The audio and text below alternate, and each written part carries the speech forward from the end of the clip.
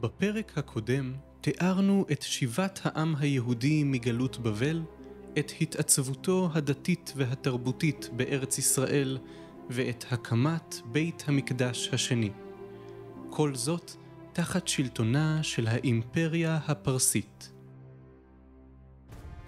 החל משנת 334 לפני הספירה, ניהל אלכסנדר הגדול, שעמד בראש צבא מוקדוני יווני, מלחמות כנגד האימפריה הפרסית.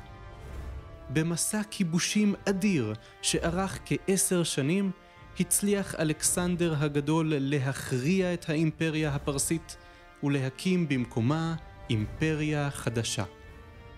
את ארץ ישראל כבש אלכסנדר בשנת 332 לפני הספירה.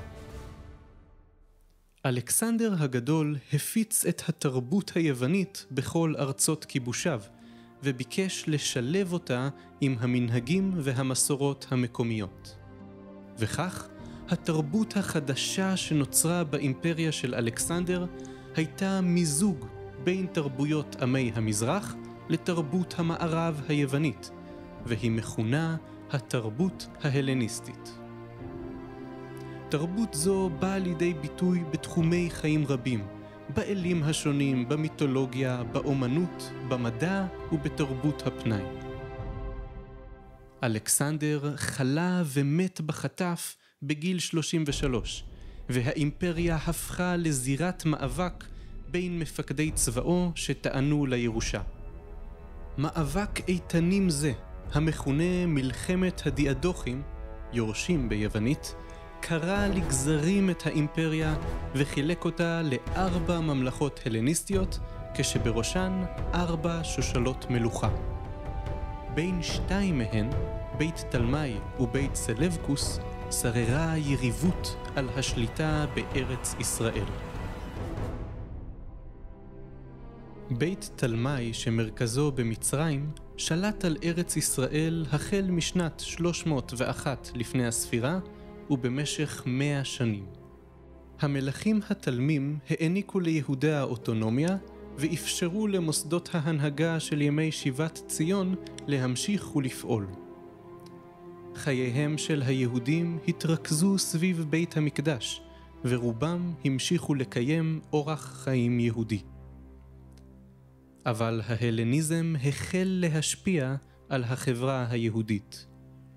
יהודים החלו לדבר יוונית, אימצו אורח חיים הלניסטי ואף קראו לעצמם בשמות הלניסטיים.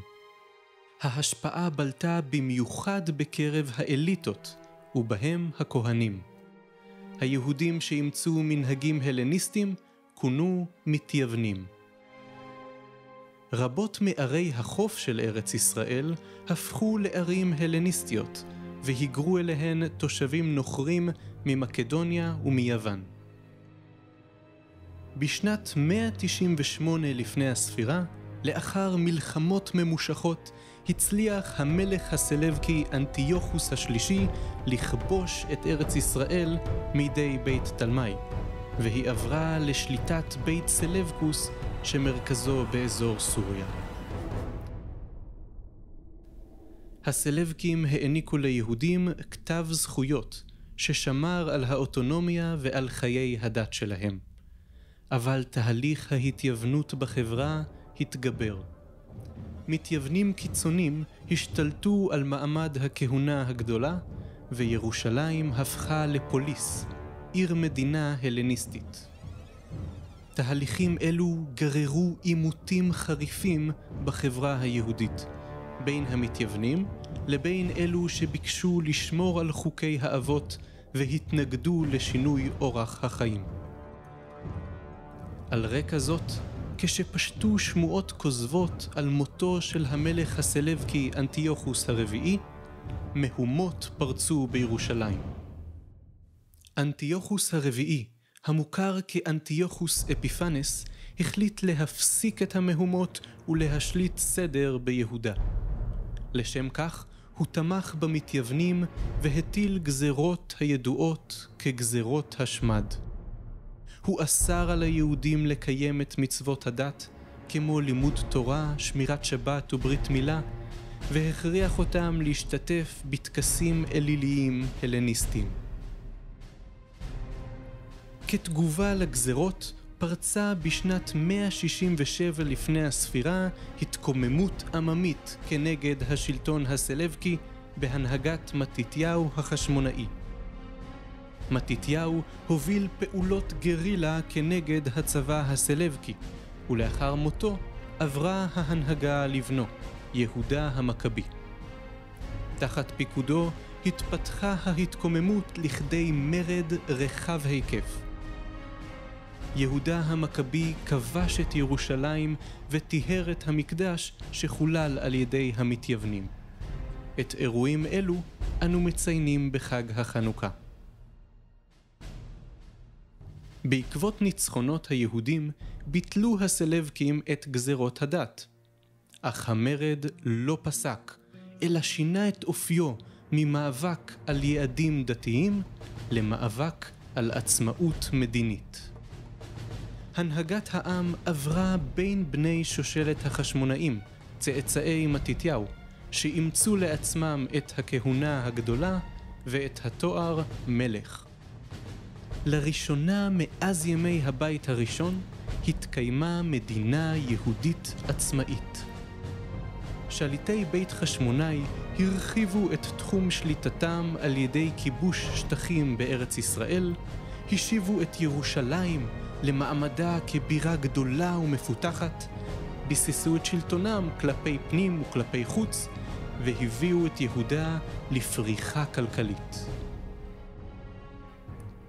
כל זאת התאפשר על רקע כך שבית תלמי ובית סלבקוס נחלשו עם צמיחת כוחות חדשים, האימפריה הפרטית במזרח ורומא במערב.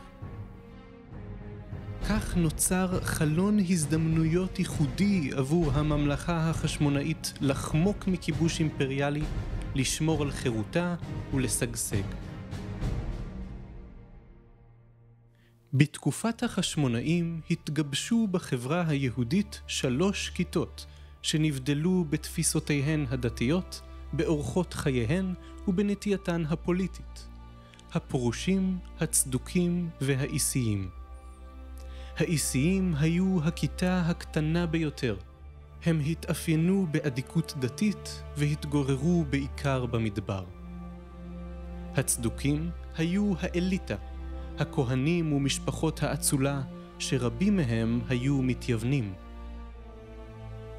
הפרושים היוו את הזרם המרכזי בעם היהודי. הם דגלו בהקפדה על המצוות והתנגדו להשפעות הלניסטיות. מנהיגי הפרושים היו זוגות של חכמים שעמדו בראש גוף שנקרא סנהדרין, בית דין מרכזי בתחום המשפט וההלכה, שירש את הכנסת הגדולה מימי שיבת ציון.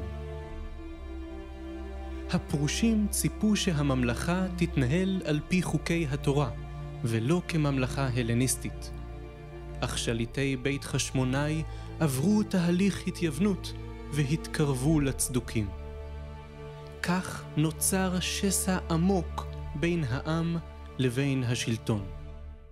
בשנת 88 לפני הספירה פרץ מרד של העם כנגד המלך החשמונאי המתייוון אלכסנדר ינאי. המרד הפך למלחמת אחים ולמרחץ דמים אכזרי שארך כ6 שנים. על פי המקורות נהרגו בו עשרות אלפי יהודים, ובמהלך מזעזע החליט אלכסנדר ינאי לצלוב 800 מהפרושים. הפרושים אומנם הובסו, אך הם המשיכו להיות רוב ולהוות את ליבו הרוחני של העם. היהדות כיום היא ממשיכת מסורת הפרושים. בעוד הממלכה שקעה בסכסוכים ובמאבקים פנימיים, התפשטה רומא, ובמהלך שנות כיבושים רבות ביססה אימפריה רחבת ידיים שירשה את התרבות ההלניסטית. לא היה דבר שעמד בדרכה של מכונת המלחמה הרומית המשוכללת. המצביא והמדינאי הרומי פומפיוס כבש את שנשאר מהממלכה הסלבקית והתיישב על גבולה הצפוני של ממלכת החשמונאים. בראשית דרכה קרתה הממלכה החשמונאית ברית עם רומא, אך השליטים החשמונאים האחרונים לא השכילו לחדש ברית זו, ואף פגעו באינטרסים רומיים שונים. יתרה מכך, בראש ממלכת החשמונאים השסועה לא עמד שלטון יציב, אותו יכלה רומא להפוך לבסל. בפני פומפיוס התייצבו משלחות מטעם שני אחים חשמונאים יריבים שנלחמו על הכתר, ומשלחת שלישית מהעם שביקש ששלטון החשמונאים יבוטל כליל. לאור כל זאת, בשנת 63 לפני הספירה, עלה פומפיוס עם צבאו על ירושלים וכבש אותה. הוא לא החריב את המקדש, אך בצעד חריף נכנס בעצמו אל תוך קודש הקודשים. ארץ ישראל נפלה בידי רומא, ושלטון החשמונאים בא אל קיצו. למעשה, היה זה סופה של עצמאות יהודית עד להקמת מדינת ישראל של ימינו. מדינת החשמונאים התקיימה אומנם רק 80 שנה, אך לדעת רבים היא עיצבה את ארץ ישראל כארצו של העם היהודי לדורות. היא העניקה ליהודים תנופה דמוגרפית, פוליטית, רוחנית ותרבותית, שסייעה לו להמשיך ולהתקיים גם בתנאים קשים תחת שלטון זר. בפרק הבא נתחכה אחר העם היהודי התוסס תחת שלטונה של האימפריה הרומית.